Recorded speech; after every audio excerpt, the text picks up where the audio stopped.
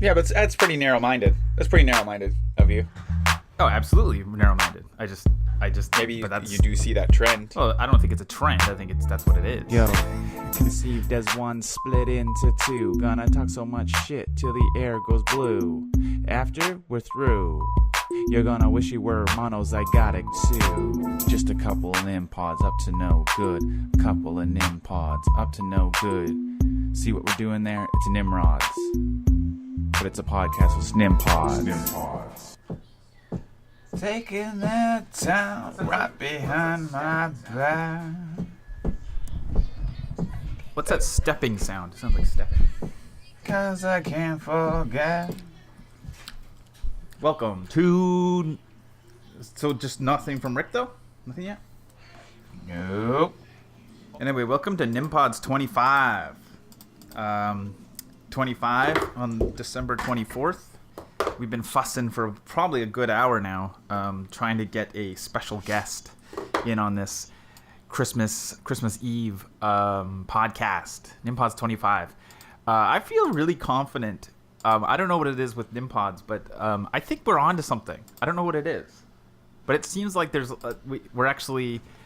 I made a decision to post a podcast in audio version, like not even a video version, on YouTube, which actually, for the first time, basically, has got some engagement, which I find very fascinating and interesting, because people actually comment on YouTube, which actually comes to my like we've been talking about platforms, and I've realized how much I really enjoy YouTube, because yes, the growth, and people are complaining a lot about the growing of channels it's way harder, and you got to find a niche and all this, and the views are going down.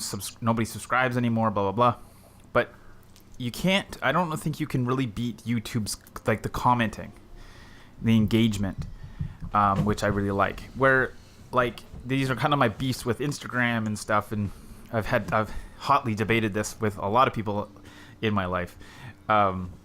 Maybe more than it needs to be, because it's kind of ridiculous. But Instagram, I find very, it's very surface level. I mean, you call it vanity. Yeah, it's like a vanity platform. I don't know. I super overthink these things, but even when somebody has any sort of comment or anything, it's 95% of the time it's people throwing up the peace sign emoji. Yeah. To me, that doesn't. Or the fire one. I don't really get it. I don't really. I mean, maybe that's how, the younger people or these people sort of I just think that's how Instagram, that's the language of Instagram, which is, I don't know. I kind of don't get it. Yeah, but language itself is especially online, is very shorthand. We have all the acronyms for things. It's going. Well, I don't know. It's just the way it is. But yes, I know what you mean though. Instagram seems to have it's just it's literally just like an emoticon.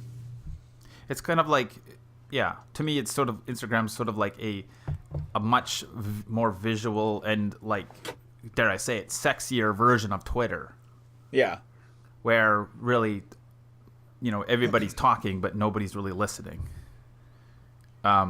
It's a really old man type of mentality, but I'm not gonna say that I would not. I still don't. I like Instagram, but kind of I have to be aware what it is in my head. I don't know. I think it's kind of really hard to build a sort of audience, and then also you got to think of do filmmakers and stuff, can they even really get a legit audience out of Instagram? I don't know. I still don't know. I know there's people that do well on Instagram, like film guys, but to me, a lot of it is the biggest people are sort of cosplayers and, basically pretty people. Yeah, but that's pretty narrow-minded. That's pretty narrow-minded of you. Oh, absolutely narrow-minded. I mean, maybe you see that but trend. It's also very... What? Maybe you do see that trend Well, I don't think it's a trend. I think that's what it is. it's narrow-minded, but it's also the way it. I don't know. Maybe I'm wrong. You're saying I'm wrong, so. No, I'm not saying you're wrong. I did not say that. So we're still waiting on Rick, right? Yeah. I don't know. He went MIA. Maybe we took too long. Probably. I actually texted him too. I haven't texted him in forever. So good old Christmas Eve. Do you find that a little bit like when you don't really realize this, but when you get older, it's very much like the Four Christmases. I have not seen that movie. Is that Reese Witherspoon and Vince Vaughn, right? Four Christmases. Oh, where you go to 4 different places? I think because they're both the parents are divorced and blah blah blah. So there's 4 Christmases to go to. I'm assuming they do it all in one night. I'm sure there's some kind of like half excuse of why they have to do it all in one on Christmas Day. Maybe all the families are like very traditional. It's like no, it's got to be Christmas Day. That's what I'm assuming, right? But it is very much like that. And I was thinking the only reason why it isn't 4 Christmases for me, and also you, is just my mom and dad, although divorced, and one of them remarried, is that we kind of still merge those together. So we have 3 Christmases. Yeah. Which I guess is a good thing. Well, it could easily be 4. Yeah, well, I find like with kids too, it's just such a pain in the arse, like to get them around and you know, I don't know why we have to go to everyone's house. Why can't they just come to us? Sure. I don't know. It's kind of narrow-minded. Not narrow-minded. It's just like it's just the truth. It's real. the truth. It's real. This is raw. This is the raw truth. No matter what I said, mine was probably more truth too than what you're letting on. So we were working out this. We've already spent a good probably 45 to an hour figuring out sort of how to record a conference call. We have Rick, who's about a half hour away from us, but he actually did a radio interview, a long one, about an hour, right? I can't remember. I'll get him to when he's on here to talk about it. I forget the name of it, but Domino Thinking, I think, is Domino Thinking. Oh yeah, that's her business, but I don't think it's called like Thinking in Reverse or something. Reverse Thinking. Yeah. Like but he phoned in and he was explaining as much as he knew about what he had to do. He ended up calling in. Originally, they wanted him to call in on Skype, which is what we're doing. We finally found out now, which seems to be like the easiest way. I still feel like this is very like 2008. Like, why isn't this easy? To like, yeah, and it got me thinking about to actually even get one guy, like just me and Jay. We have like sort of this kind of hokey setup that works for us because we're both recording on Audacity on both of our ends. So we have two good quality audio tracks, individualized audio tracks, which works for us. I find it. I just come into my little office here and hit record. Like it doesn't take any time to set up, but you add another guy, and then Rick, he was joking about earlier. We were kind of giving him a hard time. He thinks that we're ribbing him, but he's not as techie as us, which is not a big deal. So but more importantly, we don't want him to be like worried about recording his end. And we want him to have a good, like a nice energy coming into the podcast and not worrying about anything other than that. So there's in a roundabout way, yes, it's because he's not as techy, but more importantly, I just want him to just worry about like just talking to us, make it natural conversation. You want that in a podcast, especially, to be as naturally as possible. You don't want all this tech and all these. All these lines and chords coming everywhere. We just, want him to sit down or stand up or however he does it and talk to us. But with that being said, it just feels like 2008 here. Like it's so hard to do. Just 2 guys, I find difficult. Two guys separate, like not in the same room, but like add another person. that's what we're doing right now with Skype, and hopefully that works. Hopefully we can get Rick on Skype. Apparently he has access to Skype, but we haven't heard from him. My Facebook here says 38 minutes. So maybe we just he grow tired of us to try to organize this, and which is understandable. So we started a bit of a kind of a funny Facebook chat podcast that I don't know if we're going to end up actually doing something with. I thought it was kind of funny, but we were kind of just sort of going through 2018. Maybe we could start, maybe we might as well just throw out some ideas for 2018. I mean, it's still like obviously up in the air, and but we really want to bring Francis Brothers Films to, like, I mean, I think 2018 is going to be a big year. Yeah. I'm not talking like big year in the fact that we're blowing up. Like, I'm going to call Dan on the phone and say we're blowing up. But, for me personally, I want to create more content for our YouTube channel. All right. And I have a bit of plans, and I think there's a way you can do it where we're almost making daily content. Yeah. Which is kind of like, I think is something I really want to do. What's your thoughts on a daily, not like a daily vlog, but like sort of just at least content every day? Daily something. What are your thoughts on that? Well, it does seem like if you do have some daily or almost daily content, if you look at other channels and stuff, it does seem to get, you get some leverage. It's kind of hard, like, you don't want to be annoying. I guess that's pretty impossible for us. But you don't want to get you don't get too wrapped up in what other people are doing and stuff. Though, I mean, I don't, at least. Like, I think you do that enough for both of us. I don't know if that was a jab, but no. I'm just saying that, like, it's just.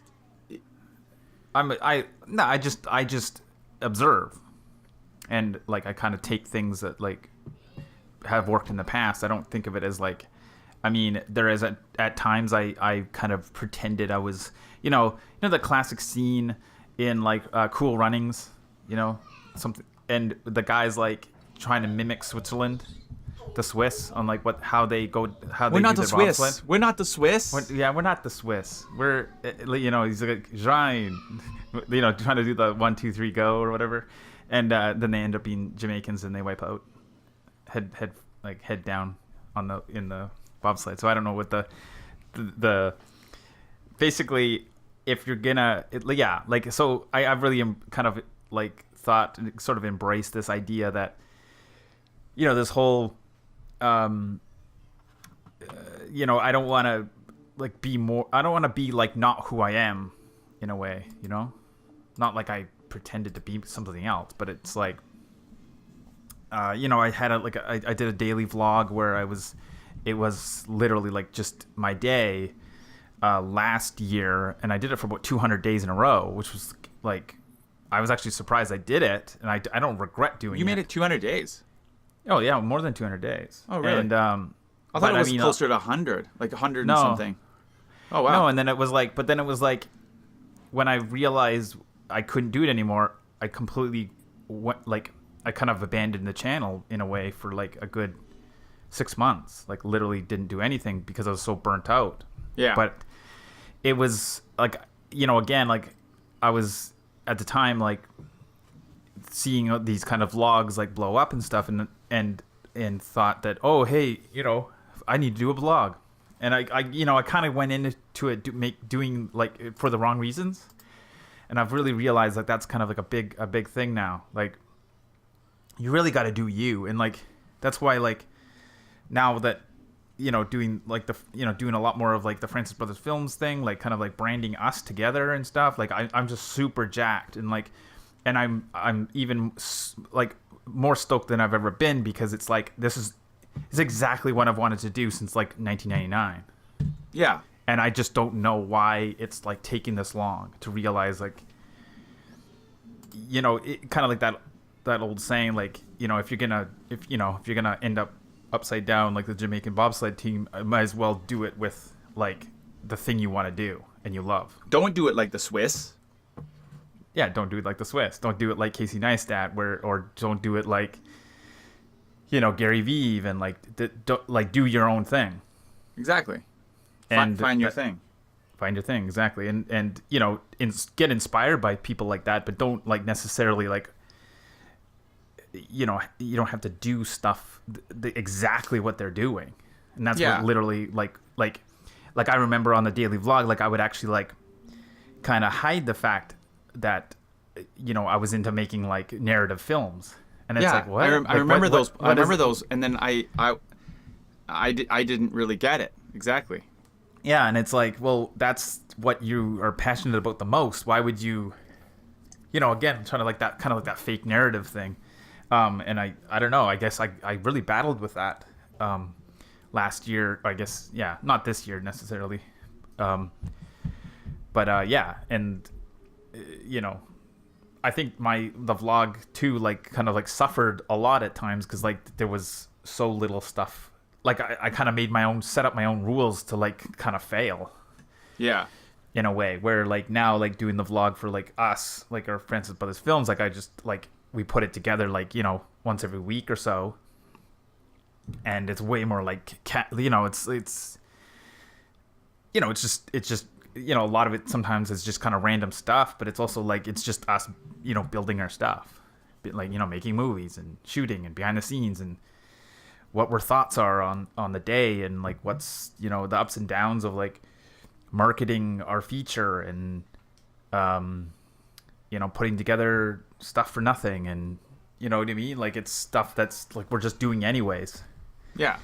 But again, I want to kind of expand on the vlog and, have other kind of outlets that I've always kind of wanted to do anyways. So we might as well just do it. Right. Mm-hmm. Wow. That's really rambly. It wasn't rambly. I followed you. I was listening. Okay. I look at my waveform here and it's just me talking for 20 minutes. Yeah. I look at my waveform here and it's just like, it's flatline. It's flatlined. Yeah. No, it's fine. I prefer that over us talking over each other. Yeah, I don't know. Right? Maybe. I think I got a bit of a hot mic here. Give me a sec. When I do talk, I spike it. So. Oh, well, that's shitty. Yeah. So, 2018, we're just going to continue what we're doing for the last probably like 2 or 3 months. We really started to ramp it up a bit, but not. It's not even, nothing has changed. This is funny, we're just kind of documenting and kind of posting stuff more. But it's just more of like a realization that my brain is working all the time. Stuff. My brain is constantly writing. I remember I was driving myself nuts because I've been walking to work I walk to work most mornings. It's only about a 15-minute walk. But I did start writing that little pilot, that sort of Wrong People inspired pilot episode. I'll have to finish that one of these days. But when I was walking, the characters start talking to you, right? Yeah. They don't talk to you. They talk through you, like you're like a conduit. But like, yeah. I was like, and then I remember I caught myself a couple times. I was actually like speaking out loud because there's nobody. It was dark and snowy, and there's nobody on the roads or anything. Not that would matter. Yeah. But I just started talking to, and I'm like, oh my god, I gotta shut it off so I can work. But luckily, I have like, sometimes I have some lulls, not lulls, but sometimes I can switch my brain back onto writing while I'm working, and then again, the characters start talking to you and stuff, through you. So yeah. So but this is been my brain for 35 years. None of this stuff actually shuts off.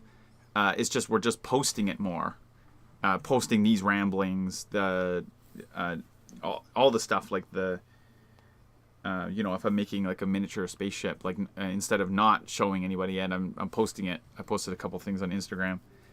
So it's just like this is a constant thing going on. It actually helps. It's like therapeutic if you throw it out there, right? Like it's cathartic. Yeah, like I don't know. And it also kind of burns you in a way too, where not burns you in a good way, but like you're a little more accountable. A little more accountable for, you know, for at least for you. You're like, oh well, I posted that. Like, it'd be kind of cool to have a follow up. Yeah, you know, at the very least, right? Yeah, I think, you know, again, like, kind of harping on that idea, but like, and you know, I feel like we've been talking about it a lot, but I think it's super important. It might sound weird, but I think that's like a huge hurdle that like a lot of filmmakers, you know, have to get over. Yeah, I think is just the preciousness of stuff. Yeah, the preciousness for sure. I probably have to. I have to turn off my writer brain, and I have to be a dad now. Oh, okay. Bye.